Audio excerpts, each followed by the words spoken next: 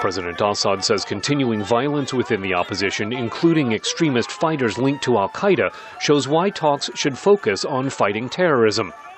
He told Syrian state television that negotiations should also restrain countries that he says support terrorists. The Geneva conference must lead to clear results regarding the fight against terrorism in Syria. More specifically, putting pressure on the countries supporting terrorism in Syria by sending fighters, sending money to terrorist organizations, sending weapons. But the Western governments backing Mr. Assad's opponents say these talks are meant to end the fighting by creating a transitional government to replace him. By keeping the terrorism issue ahead of political power sharing, President Assad is seeking a broader context for the conflict, says American University professor Hilary Mann Leverett. It is the center of gravity for all of the dynamics in the Middle East.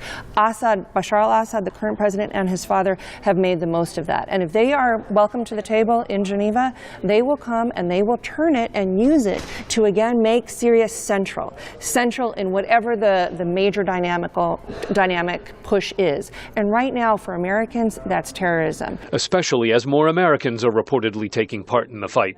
And now here the FBI and the CIA are very concerned about those Americans returning to the United States, battle-hardened and trained by terrorists. That's something the Assad government will make a lot of.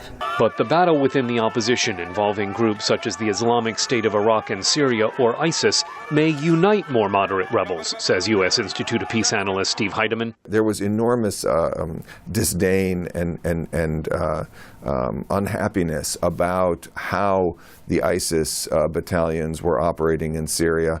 They were seen as a growing threat to the objectives of the revolution. They were seen as a threat to the coherence and the security of the armed opposition itself. And so the armed opposition has now united against them. This may also help a divided political opposition that Leverett says is undercut by President Assad's populist appeal to defending Syria against foreign terrorists. Well, you have an opposition there that is not able to cohere because of differences among it. And it's really radical and has been from the beginning.